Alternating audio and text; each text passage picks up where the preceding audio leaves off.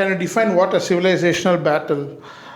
Because you say that these civilizational battles, almost all the times, they lead to the annihilation of the societies.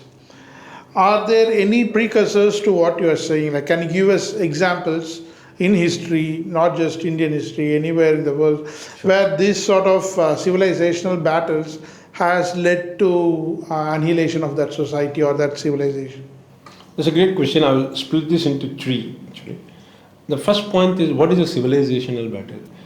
We all know about these military battles. So today with modern technology, you can even see live relay of wars being fought, military wars. You can see a lot of ammunition there, a lot of bombs blowing, and there's gunfire and all. But a civilization battle does not have such precursors. Often it happens over a period of decades, if not centuries. It is slow, the process is, but make no mistake, the end goal of a civilization battle is a complete annihilation of a civilization. When I mean by civilization, because civilization does not belong to a particular community, for example.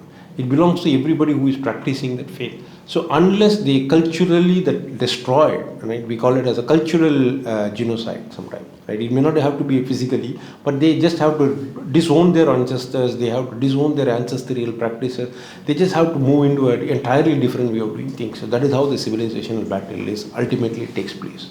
Coming back to the second part of it, we have talked about the Mesopotamian civilization, we talked about the Egyptian civilization. So those civilizations, what happened to them? Right? They became extinct. We still see some monuments about it. Even there is a Mayan civilization they talk about in Latin America. You see some remnants of those civilizations.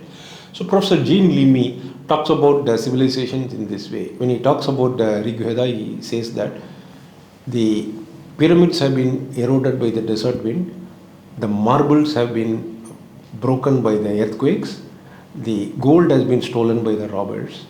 But the Bharatiya civilization, the Vedas have been chanted by an unbroken chain of generation, thousands of years. They have traveled like a great wave through the human substance of mind. So our civilization found a very unique way to have this civilizational memory, which is by way of the spoken word. Every community of the Bharatiya civilization have their own traditions, their practices, their rituals, their value systems, which they pass it on to each and every one. So until each and every one of them is destroyed, right, the civilization will not be. Hence, each and every community will be targeted into that. The third, you asked about what are the precursors to that. The precursors will be that often if you see the Roman civilization is where we have a lot of documentation, where people say that many times, even 2 generations before the so-called the Roman civilization became extinct from that point of view, they could not imagine something like this will happen. So often it is the neglect. It is the neglect of the practices. It is the neglect of what is happening around, right? So slowly they could see that there were laws which were being done, their practices were being curbed, but they could not realize all of that. They were just trying to adapt until they realized that by the time it was too late in the game for them to realize that the tide has literally turned. Hence there will be some precursors where the practices get questioned, the practices get restricted, their rituals, their sampradayas, not being followed, indifference to that. These are all precursors towards what can potentially become a bigger issue for the civilization.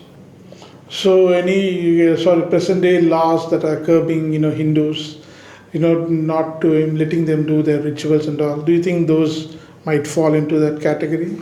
It could, because what could happen is, right, some of these practices could be called as environmentally not friendly, restrictions around it, people being made to feel that, we are doing something which is very primitive, maybe not very environmental friendly, restrictions, and making people think twice about celebrating their way their ancestors did.